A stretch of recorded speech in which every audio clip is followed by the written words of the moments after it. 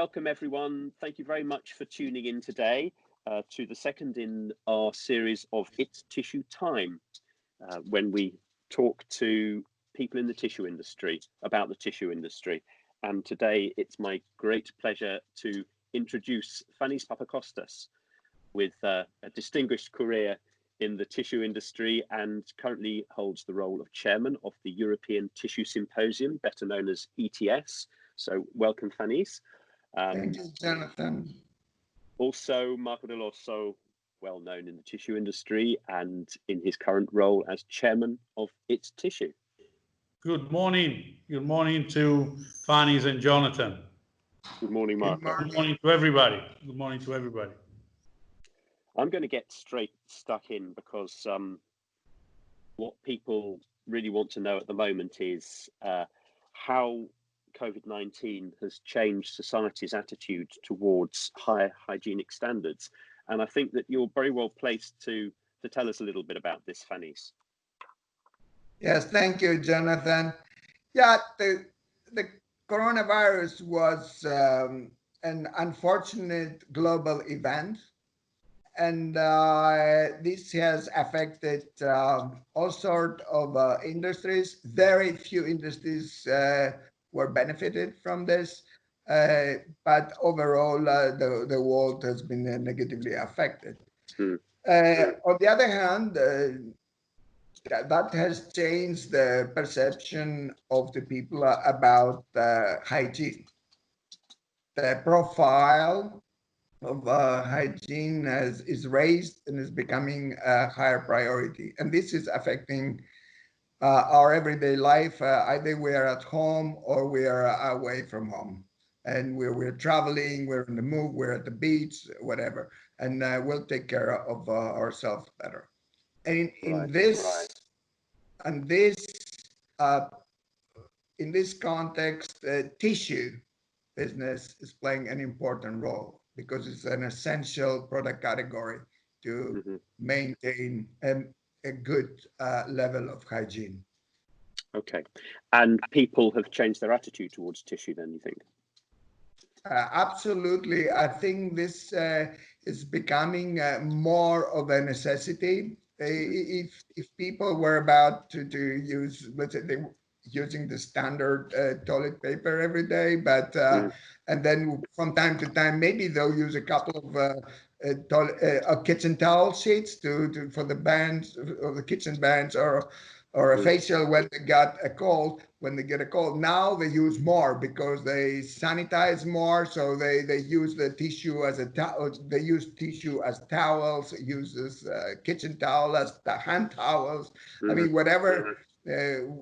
Whatever is convenient for them, and tissue is close to them. That's why I think it's important for our industry to make sure that we expose the products as much as possible in our everyday life. Well, Marco, let me bring you in here.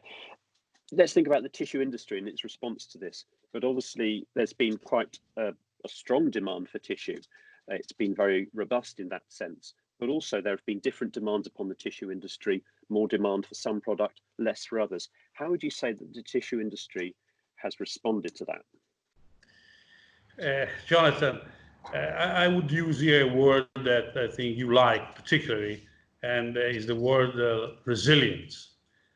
I really feel, and it's not only me, I think everybody's in this industry has noticed, with a lot of interest, and not only interest, attention, and everything, how much the tissue industry has proven itself to be resilient.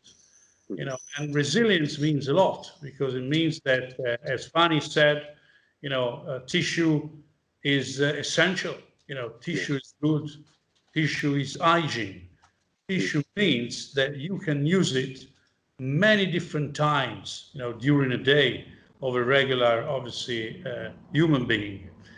Certainly, there are differences between a country and another, but I think at the end of the day, what we also notice is what I think we could call adaptability of the tissue industry and of the tissue products.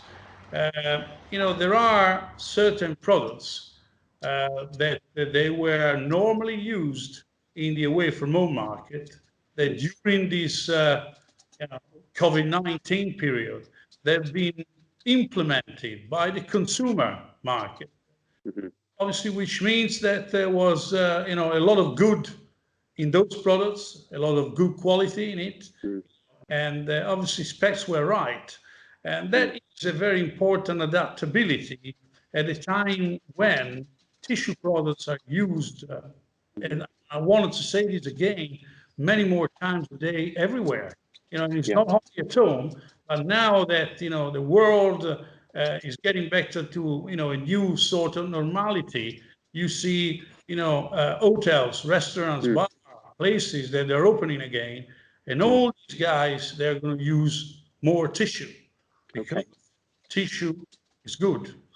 Okay. So, Marco, let me bring Fanis in here, because ETS obviously has an important role here in communicating on behalf of its members the benefits of tissue. How has ETS been managing that in this particular situation? Yeah, that's a good question and very temporal now. It is true that until now, ETS is focusing on promoting the benefits of the tissue paper products, and we're doing this using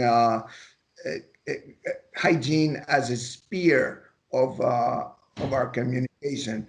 Now, with this unfortunate event of the pandemic, it is the first time that we need to amplify this communication plans, and we need to coordinate this better between different supply chains of tissue.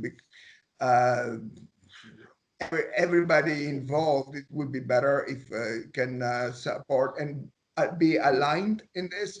Okay. The more people will coordinate, the more sites will be coordinated, then the more impactful this communication will be.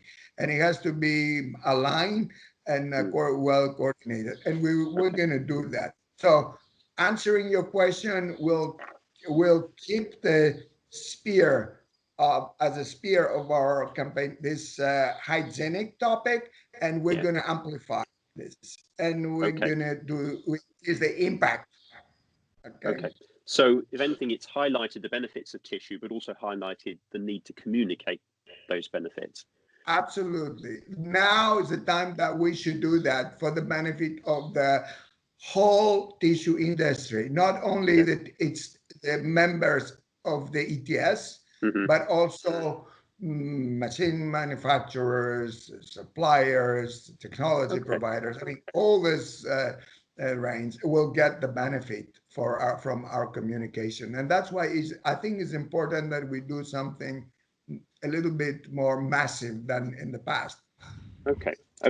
Well, I'm intrigued at that prospect. Also, having the chairman of these two august organizations with me today, I'm interested in the relationship between ETS and its tissue, particularly its Tissue 2021. Can you tell me a little bit about that, Marco? Yes, Marco. Okay, go. Marco, yes, go. No, let's have Fanis to talk first. Fanis, go ahead. He represents the tissue producers, obviously, here in Europe. And please. The answer to answer your questions, this was an initiative proposed by some of our members a couple of years ago, and we started a relation between the two associations. At the moment, we are at the learning curve. We're learning each other. We're limited to some exchange of events, and ETS Tissue has sponsored a couple of conferences of ETS, and we're getting closer. And I think we're on the right track now. We've implemented a couple of projects, small ones, but now we are going to bigger ones, and we're glad for that, because then we have a better communication flow. Thanks to Marco, who is he takes this alliance seriously. We can hope for the best. Okay, Marco, that's the perfect segue into you. It's being closer to our tissue producers. I think for us, people that they build, design technology for the tissue industry, whether it's tissue making, converting, packaging, factory automation, you name them.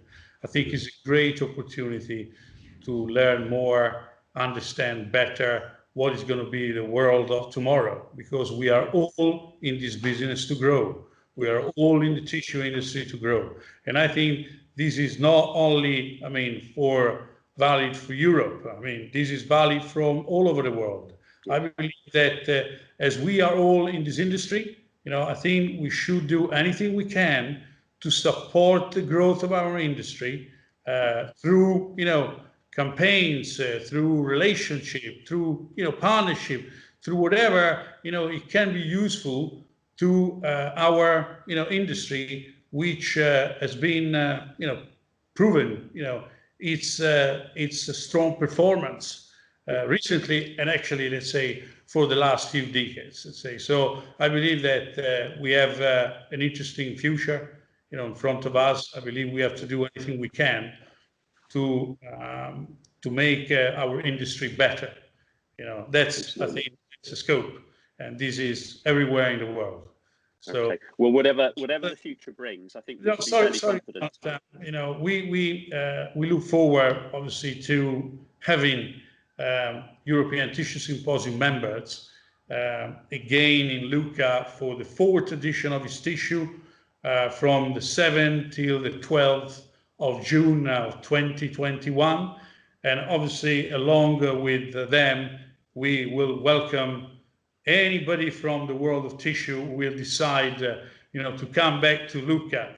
It will be a great opportunity to spend some time together after some troubles that we have all gone through.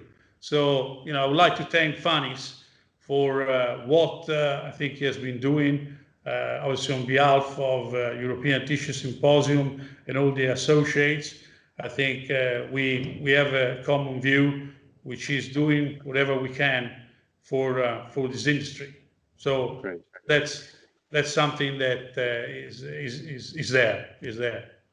Well, I think we all look forward to June 2021 with great anticipation, and whatever the future holds, tissue is going to play a big part of that. I think we can all be confident about that.